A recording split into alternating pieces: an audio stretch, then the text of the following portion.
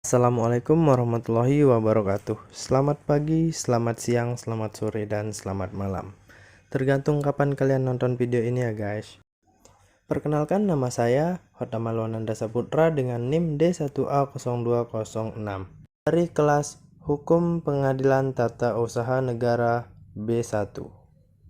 Baiklah, di video saya kali ini saya akan membahas tentang dasar-dasar pengujian di dalam hukum acara Peradilan Tata Usaha Negara atau PT-UN.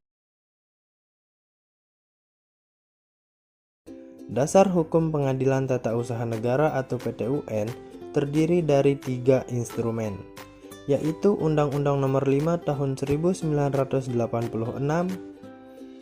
yang kedua Undang-Undang Nomor 9 Tahun 2004 atau perubahan pertama dari Undang-Undang Nomor 5 Tahun 1986, dan yang ketiga Undang-Undang Nomor 51 Tahun 2009 atau perubahan kedua dari Undang-Undang Nomor 5 Tahun 1986. Yang pertama, pengertian-pengertian. Dalam pasal 1 Undang-Undang Nomor 5 Tahun 1986 diuraikan tentang pengertian-pengertian yang berkaitan dengan peradilan tata usaha negara. Yang pertama, tata usaha negara adalah administrasi negara yang melaksanakan fungsi untuk menyelenggarakan urusan pemerintahan baik di pusat maupun di daerah. Yang kedua, badan atau pejabat tata usaha negara adalah badan atau pejabat yang melaksanakan urusan pemerintahan berdasarkan peraturan perundang-undangan yang berlaku. Yang ketiga, keputusan tata usaha negara adalah penetapan tertulis yang dikeluarkan oleh badan atau pejabat tata usaha negara yang berisi tindakan hukum tata usaha negara yang berdasarkan peraturan perundang-undangan yang berlaku yang bersifat konkret, individual, dan final, yang menimbulkan akibat hukum bagi seseorang atau badan hukum perdata.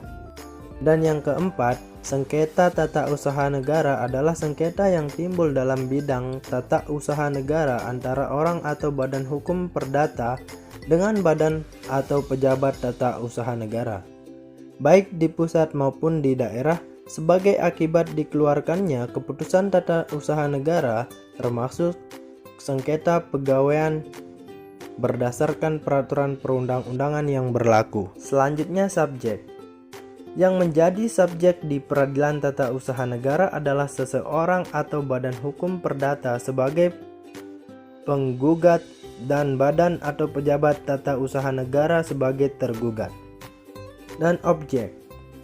Dari pengertian keputusan tata usaha negara tersebut di atas dapat diambil unsur-unsurnya sebagai berikut.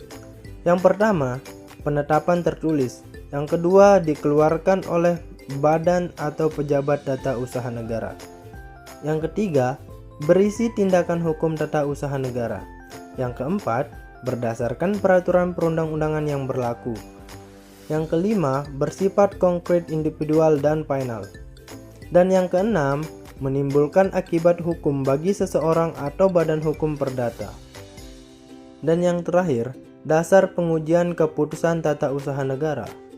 Dasar pengujian yang dilakukan oleh pengadilan di lingkungan peradilan tata usaha negara terhadap keputusan tata usaha negara yang disengketakan sama dengan dasar gugatan yang diajukan oleh penggugat.